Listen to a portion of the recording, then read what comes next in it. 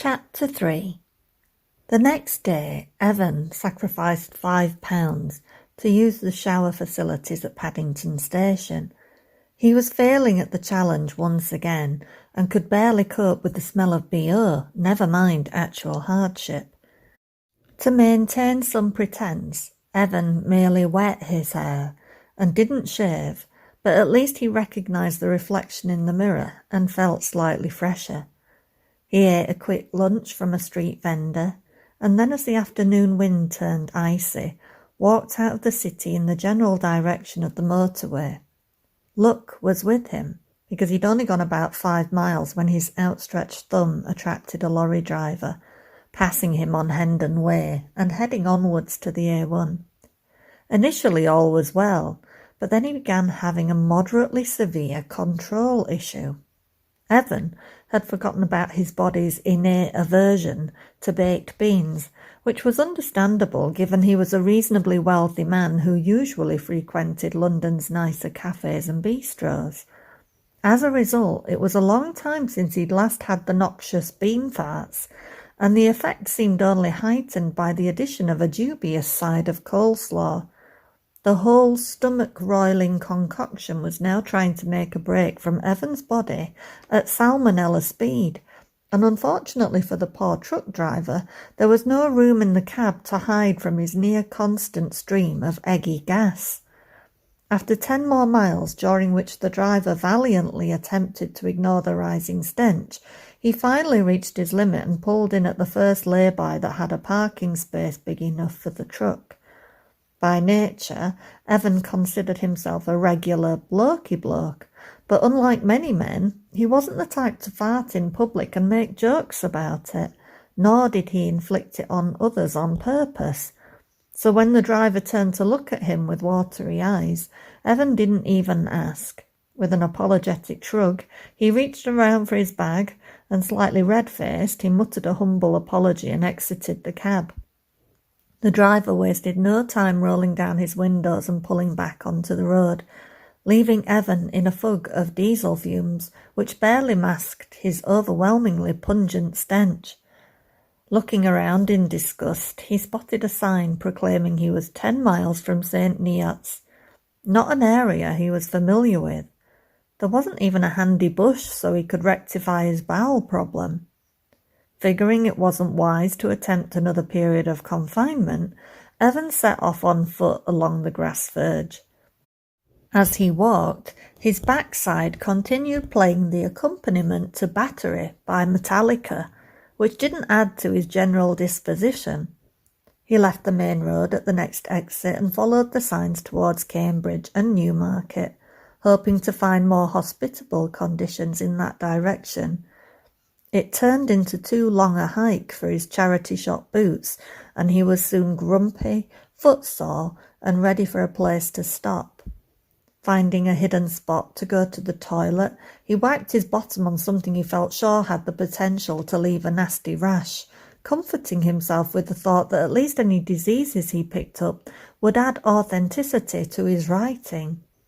Evan sighed and pulled a heavier jacket out of his bag, deciding to have a nap next to a decaying tree stump. When he woke up, his body felt chilled to the marrow, and the wind seemed to drive straight through him.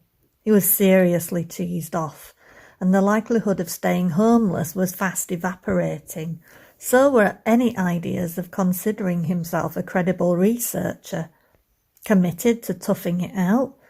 No, Evan was ready to admit he was a wimp, one who was so cold he probably wouldn't have even felt the kick in the balls that he needed. Pulling his mobile phone out of his pocket, he brought Rob's number up and hovered over the call button. He could almost hear Ella laughing at him. With a sigh, he shoved the phone into his backpack, pushing it as far down as it would go. If he buried it there, was a better chance he'd forget about the temptations of warmth and other luxuries. 10 more miles. He'd walk 10 more miles and see what happened. The problem was, Evan couldn't tell how far 10 miles was, and when he got bored, he wandered off the main road and came to a gateway onto the fens. He limped along, trying to appreciate the beauty of the setting sun and not paying a blind bit of attention to his destination, which is how he ended up passing behind Brigley Hall on the same path that Siobhan would suggest to him the following day. Spying a darkened cottage that looked suitably uninhabited, he hopped a fence into the garden. There was a nice, new, substantial-looking shed, and the door was open on a latch. Evan's eyes lit up at the sight of a cast-iron bath and a new-looking power shower. When he saw the electric radiator, he very nearly cried, wondering what kind of person needed all this luxury in their outhouse. Feeling his hopes inflated by a second wind, Evan switched on the heat and settled in for the night. And that is how he came to spend his first evening in Brigley Prior sleeping in Flora Marston's dog grooming salon. The next day, after his encounter with Siobhan and Flora, Evan was still irked by the look on the younger girl's face. It was a look he often saw on Dolores and Ella, and it meant the same on them as it did on her. She was distinctly unimpressed with him. This annoyed him because he was taking pains to retain his allure. That morning he'd woken in the bathtub, very stiff but reasonably warm. Stripping off and throwing his clothes onto the floor, he had managed to awkwardly wet himself down with the hose, struggling one-handed because someone had fixed the arm to a silly spot on the right-hand side of the bath. There was something vivid red called crusty critters, and Evan liberally doused his hair and body, noting that it was suitable for dogs and horses, as well as having insect-repellent properties. He probably should have noted it mentioned nothing about its suitability for Scotsmen, and to dilute it 30 parts to 1, because when he finally meandered into Brigley Prior and caught sight of himself in the post office window, his hair was an unusually virulent shade of red. It also seemed to have left some lasting residue, which made his head feel like it had scrubbed out a chip pen. But technically he was clean, even though he had been wearing yesterday's outfit. There had seemed no reason to dirty all his clothes at once, and he didn't think he deserved Flora's look of disdain. It wasn't his fault he'd slid on a patch of black ice and landed with his elbows in a nice fresh pile of horse shit. No, Evan felt he was the wronged party in this scenario. When he'd returned from his brief excursion and met the two of them in front of the lodge, he was forced to pretend he was heading straight on. What he'd planned to do was use the spare key he'd found that morning and snoop around the cottage, check how many escape routes there were. It looked like a rental or a holiday let, and once there was a way to get in without causing damage, he didn't see any reason not to squat inside. Now all his plans were dashed, because it appeared that Flora, the hygiene monitor, was about to move in. The best Evan could hope for now was that she didn't arrive straight away. He really needed a few more nights in that shed while he explored a couple of leads. The little shop that housed the post office had presented some ideas. An advert for a live-in job on a local farm, and a poster for rhubarb picking starting in May, presuming he stayed that long. The fruit picking offered lodging, if you classified lodging as a tent. Evan questioned whether he had the dedication for manual labour, never having performed any in his life, but it could prove useful. 5 books into his romantic research odyssey, he'd noted the hero always seemed to have calluses on his fingers. For some reason this made girls quake in their knickers. Well, he didn't have any calluses yet, but the chances were looking good he might have soon. Siobhan seemed like a woman that would enjoy a callus or two. Actually, Siobhan looked like a woman that would enjoy a lot of things. A bit older than him, he figured her for about 38 or 9, but a nice-looking piece of womanhood. She was tall and willowy with long, appealing legs. In terms of generating a storyline, Siobhan would probably be far too willing. Flora, on the other hand. Flora, 5 feet 4 inches of Yorkshire loveliness. That first sight of rounded hips peeking out behind Siobhan's lithe frame, then a pair of round, dark brown eyes brimming with suspicion, and a sharply cut, glossy chestnut bob. She was pretty, despite the perpetual frown, the subtle indentation lines either side of her ruby lips signalling a fine set of dimples hidden there somewhere. Flora with the full bottom lip and chubby cheeks. Flora with the bum a man could die for. No, Flora was the target and Siobhan was the backup. He only had to wait for her to return and fall into his lap. After lunch with Siobhan and a friendly negotiation, an unsuspecting Flora was feeling happy and excited to begin her new life. She made her way home north with a little fizzle in her chest and relief that she'd soon be back in the black. Not physically meeting her boss could prove to be a mistake, but even if Jemima was a harridan, Flora felt comfortable she would cope with Siobhan on her side. Her job would mostly keep her away from the hall anyway. As well as the day-to-day care of the dogs, she would be responsible for finding and vetting new homes. The Poodle Club expected Lady Jemima to come up with fundraising ideas, and inspiration for that would also fall on her shoulders. There were the accounts to take in hand, and a report for the AGM coming up in April. This was required to be eloquent enough to make her ladyship sound like a perfectly benevolent human being. The rescue's bank account was healthy enough for the current dogs to get any veterinary treatment they required, but Flora would need to hit the ground running and get them rehomed quickly. The club asked for a modest donation from each new home, but with the outlay incurred from the first influx of rescues, some funds needed to come in soon. Any new dogs were bound to arrive bringing a fresh set of bills with them, and Siobhan had warned that Jemima wouldn't foot the bill for that as well as her salary. Before she left for the day, Flora went outside and met all of the dogs. The inmates were a nervous bunch, but soon warmed up to the idea of a cuddle and a fuss. When she queried why Herbie, the miniature white poodle, had been wearing a muzzle, Siobhan frowned. He'd chewed a hole in the nylon dog crate he was in, and Lady Jemima had walked in and found him trying to mate one of her brood bitches. He had been persona non grata from that moment. Flora was unamused and had picked up the offending item and lobbed it into a nearby bin. The dog with 3 legs, a much larger apricot poodle, had been given the nickname Trike by the local vet who treated him. Locals had found him at the side of the road not too far from the hall, the victim of what looked like an apparent animal mauling. After an emergency amputation, he'd spent his recovery time at the vet's before being sent to Brigley Hall for rehoming. Trike was still adjusting to life on 3 legs, and due to the surgery, he resembled a ropey zoo camel, bald in some spots and matted in others. This, combined with the rest of him being painfully thin, was making him look much worse than he should. The other 3 poodles were blacks, or would be with little help. Their coats had turned a mix of grey and faded brown, due to neglect and dubious quality food. They were comprised of a dog and 2 bitches, surrendered by an Essex puppy farmer. The owner had abandoned them in favour of emigrating to Australia. Luckily, they didn't seem to have any major problems, and Flora felt like overall the situation might be more manageable than at first glance.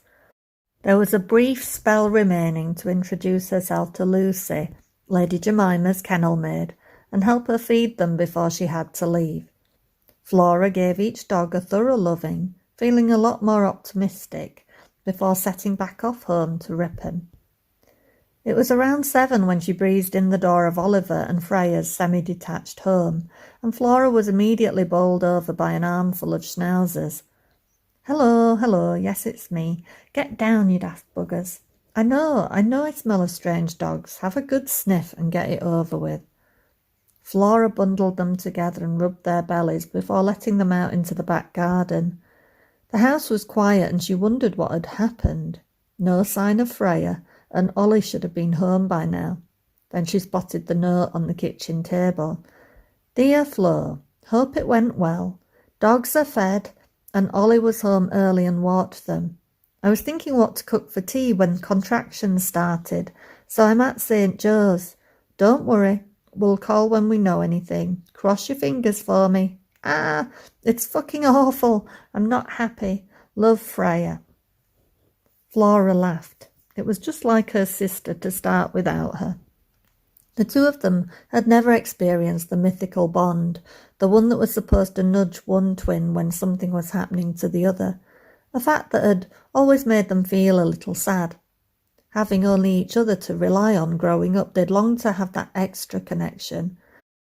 And since Freya had met and married Oliver, Flora had felt slightly sidelined. It was not anything that happened on purpose, but they had an instantly all-consuming relationship. They were joined at the hip, practically from the moment they met. When Freya used to catch Flora glancing at them wistfully, she would joke that she was glad she met Ollie first. Her doppelganger had the bonus of dimple powers, and clearly would have snagged him otherwise. But Flora knew the truth. There was never any question of Oliver's affections, and it wasn't about him anyway. She just wished she had somebody that would look at her that way and hold her hand like it was precious to him. Sex had always been easy to come by, both reasonably good and dismally bad, but she hadn't had what she would call a boyfriend. At best it was a series of casual relationships. Even that had tailed off about halfway through her professional handling years, when it became apparent that it would take a miracle to meet a single heterosexual man. Flora let the dogs back in and set about killing time while she waited for baby news. They'd never sat down and discussed it, but she'd assumed when Freya went into labour that she would go to the hospital with them. Now the note made her feel like that wasn't expected. And maybe they'd prefer the experience to be intimate. It would be no good trampling in like an uninvited elephant when Freya and Ollie deserved their space. But it was hard to stop a sort of melancholy descending. This should have been a day that ended in a good mood. She had a new job and a new niece or nephew was coming. Life was looking up, Flora reminded herself. After a glass of wine and a snack, she decided to organise her belongings. Fortunately, having learned from bouncing place to place the last few years, she'd become rigorous about not gathering clutter. Most of her things were still boxed and waited in Freya's garage. They'd been there since the eviction from Christopher's. Thinking of which, Flora checked her email, and as well as a confirmation letter from Siobhan, there were several more messages from Mr. Bonelli, still promising retribution for her inadequate training and preparation of Alex. The stream of dire threats had started days ago, probably while he was still on the motorway driving home from Bagley's. It was a good job Siobhan was too relieved to ask for a reference, because she could imagine how much fun he'd have had penning his thoughts regarding the thick slice of Yorkshire slapper he'd mistakenly employed. Flora didn't know whether he meant thick stupid or thick fat, and likely it was both. The slapper part was just laughable. The fresh round of abuse did raise some concerns. Jemima and Christopher might mix in different breed groups, but at their level they were likely to connect at some point, and if her name happened to come up, Flora's dream of a country cottage might disappear faster than a plate of liver wafted under Fillmore's nose. Slightly unsettled, but managing to doze, she was laid out on the sofa covered in dogs when the phone finally rang. Answering with a fuzzy hello, a breathless Oliver proudly yelled that he had an 8-pound 2-ounce son named Finlay Daniel Mortimer. Flora could barely get a word in edgeways when Freya grabbed the phone and repeated pretty much the same things all over again. Flora's heart squeezed in a strange mix of relief, pleasure and envy. Freya deserved all this blissfulness and more, but surely she was due a little piece of happiness too. 2 days later and Flora landed back at Brigley Hall. It was a fun but hectic day, spent unpacking and organising. Getting out her spanner and drill, she erected a baby gate across the stairs to stop the dogs trotting up uninvited. A second one went across the kitchen doorway after she persuaded Fred the handyman to remove the internal doors and ferry them away to storage. That decision opened up the ground floor and gave Flora a reasonably good view of the space. If there were any little spats brewing, now she would be able to pounce on them in a second. Her own dogs were settling already. They loved the garden, and while Riley looked on in disgust, Fillmore cocked his leg on every wall, fence post, and leaf that he could find. "This is mine, that is mine, this is not yours," he seemed to be saying, as he strutted around imperiously. Flora had a few pieces of agility equipment, and despite the icy wind, she busied herself setting it up in the garden. It was good to keep her hand in with training, and the dogs always enjoyed playing leapfrog. From time to time, she got the sensation she was being watched. Flora looked up, half expecting to see Siobhan, but nobody was there. She shrugged, chalking it up to the newness of solitary living. It was so peaceful and quiet, no echoing barks from dogs in kennels, and no traffic noise for miles. She was sure she'd soon get used to it, and when the other dogs arrived, it was bound to feel less eerie. Did it matter if she was single and starting out from scratch? Flora had a house and a new job with a little autonomy. Once she had a routine in place, if she still felt this lonely, well, maybe then she'd do something about it. The next day proved painfully cold again. It wasn't often England was still getting snow in March, but more had arrived overnight. Flora woke with the alarm in pitch darkness to see 4 inches of fresh powder coating the ground. Showering and dressing for a long day of grooming, she went out to put the heater on in the grooming room.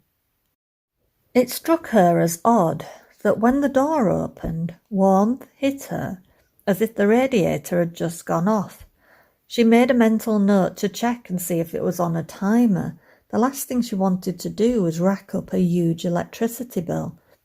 After a quick walk and breakfast for the 3 of them, she drove up the road to start collecting the poodles. They had to jam in 2 to a crate and trust that Trike would sit placidly on the back seat. He behaved himself beautifully, wedged into a corner with an arsenal of dog food, dishes and leashes. Flora tried to ignore the chaos that ensued when all 7 dogs were in the house at once. She could make this work. There was no option but to make it work, she reminded herself through gritted teeth. After a mad hour in the garden to wipe them all out and render them less likely to resist, it was time to begin relaying them to the shed. By 2 o'clock, Herbie, Trike and the little black bitch Daphne were bathed and clipped, and it felt like more than acceptable to break for lunch. It was a good job Flora didn't turn around on her way back to the lodge, or she'd have seen an almost rigor mortis Evan crash over the fence and limp into the shed. After an hour away with her feet up, Flora set about grooming Benny and Parsley. The latter had nails so overgrown they were cutting into her pads, and it was necessary to arm wrestle in a bid to get them cut. A tiny tongue licked her hand in appreciation, despite the pain it had undoubtedly caused her. Flora's eyes filled as she comforted the skinny body. It defied reason how dogs kept their faith in human beings when they were often left to suffer. Finishing up, she carried the last 2 back to the house, opting to try and keep them dry a while longer, and giving Evan a chance to ease out from behind the shed. He barely had control over his legs, he'd become so frozen. All afternoon he'd watched her, fuming that she was occupying his shelter. At the same time, he couldn't help but admire the work ethic. Studying her was like witnessing a finely tuned performance. Wind her up and look at her go. There was a grace and efficiency to how her body moved. How Flora handled was intuitive, naturally predicting what made each dog comfortable. The only trouble was, now he'd seen the purpose behind the bath, he wasn't so keen on sleeping in it. During one particularly eye-watering moment, Flora had moved to the side and shocked him, and presumably the dog, by squeezing its butthole vigorously. There was an offended squeak as some unholy brown slop sprayed outwards, causing Evan's cheeks to puff as he stifled a gag. Flora was unperturbed, not skipping a beat as it narrowly missed her face and splattered the enamel. He risked another glance through his gloved fingers, glad to see she was immediately scrubbing her hands. That little incident would not make it into his novel. It would be a very small niche market for heroines who gave dogs enemas, and he wasn't ready to write kink any time yet. Shutting himself back in the shed, he was relieved to smell disinfectant. Everything was back in place and the dog hair swept up and in the bin. He felt like his stomach was trying to consume itself, and all he had left was a stale sausage roll from yesterday. Evan looked longingly at the kitchen window, seeing steam from the kettle drifting gently upwards. Right now he'd murder his granny for a cup of tea. By the time she'd fed the dogs, had a shower and fixed some dinner, it was nearly 7 o'clock, and Flora gave Siobhan a quick call at home, making her aware of the next step she was taking. The plan was for all the dogs to get health checks at the vet's tomorrow. The Poodle Club insisted on mandatory sterilisation before rehoming, and Benny, Parsley and Daphne all needed the surgery. Trike and Herbie were neutered already, not that Herbie was going down without a fight. While they were all clean, Flora took photos for the club's rescue page. It was a struggle getting them to stay still, and she ended up giggling and fighting off Benny as he tried to knock the camera out of her hands. She emailed them across to Siobhan while they were speaking. By the time they bid each other good night, Flora's eyes were drooping. As the dogs seemed settled and content, she closed her eyes and surrendered to a short nap. She woke with a start at 10:30, when Trike jumped on the sofa and sat his knobbly bum heavily in her guts. Ugh, thank you very much. Bloody hell, look what time it is. Everybody out and do wee-wee. Flora cursed herself for sleeping so long. Catnapping always made her grumpy, and now she had a suspicion she'd left the shed heater on. There would be such trouble over that if the bill was astronomical. As the dogs gleefully piled outside, she went to the key rack to look for the key, smacking her forehead when she remembered there wasn't one. That was another job she had to sort out, buying a decent padlock. Dragging on her flower power welly boots, Flora stomped across the grass and promptly collided with the unseen agility fence. She managed to pitch her hands out to save herself, but both she and the fence hurtled at speed into the shed door, which stopped them dead with a resounding clatter. A startled roar of "Holy fucking Christ!" bellowed from inside, and she froze. Flora scrabbled at the latch with shaky fingers, and a ghostly white apparition erupted from the bath. She emitted a blood-curdling scream of her own as an army of dogs rushed in, barking hysterically and knocking her knees out from under her. The shadow seemed to grow taller, burgeoning inside the bath, and Flora yelled, "Sick him, Fillmore!" She grabbed the nearest weapon to hand, which was the swing bin full of poodle clippings, and launched it at the intruder. The missile glanced off Evan's shoulder, showering him with dog hair and crashing onto the tiles. Fillmore, never brave at the best of times, ran off with his bottom tucked beneath him, worried something nasty was coming for his testicles. "Aye, Flora, what did you go and do that for? Wasn't it enough to scare the shit out of me?" Flora watched from the floor as the figure lifted one long leg out of the bath. She scooted back into the snow, and tiny Herbie ran to the forefront, gamely worrying Evan's trouser leg. "Flora, are you hurt? Will you get off, you bloody wee midget?" He tried to shake his leg free, but with no success. "Don't hurt him," Flora screamed. "I wouldn't dream of hurting him, love. I just need my leg back."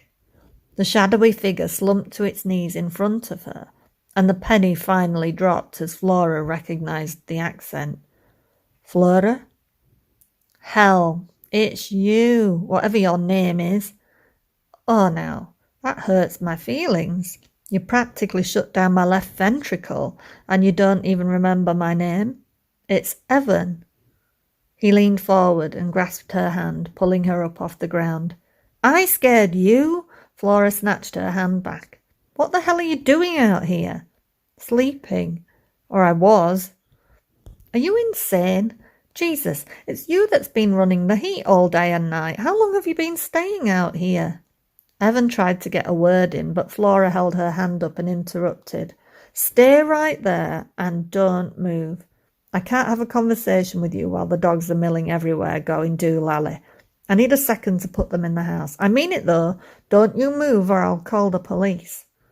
Evan tried to give her his best, most charming grin.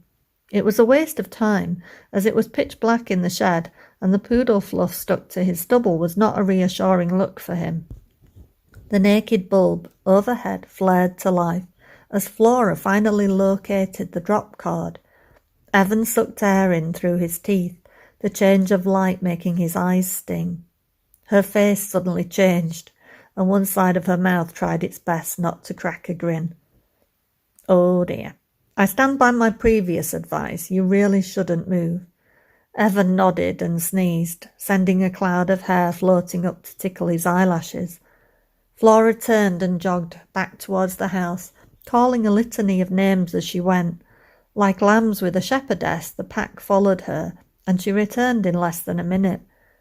Dragging a tall apparatus out in front of him, she pointed what looked like a vacuum cleaner at him. Close your eyes and hold still. I need to blast you. Next thing he knew, she hit him with 2,000 watts of frigid air, vigorously flicking the nozzle over him. Nowhere was safe as she pounded him from his knees to nuts to nostrils. Flora pulled out Evan's jumper and wafted him from underneath, forcing the air to fly out of the holes in the knit. By the time she got done, he felt like he'd been through a spin in the tumble dryer. There, that's better, she smirked. For who? Doesn't that thing have a heat setting? He grumbled. Yeah, but I chose not to use it. Now talk. Why are you in my shed? I don't have anywhere else to go, he shrugged. You said you were staying with friends. A little white lie, I'm afraid, although I'm sure we could be friends. He pulled that weird boggly face again, making Flora cringe. I'm looking for work, but I've nowhere to stay, and not enough money to stretch to a bed and breakfast. Flora didn't notice Evan's hand drift behind his back, or guess that his fingers had crossed tightly. And you thought you'd stay in my shed? Flora's voice went up another octave. Well, your house seems pretty full already, although I'm willing to squeeze in if you want me. His hand inched forward and removed a clump of apricot hair from Flora's jumper. His touch grazed her, just above her left breast, and Flora's gaze dropped down in response. When it lifted again, one dark eyebrow was arched.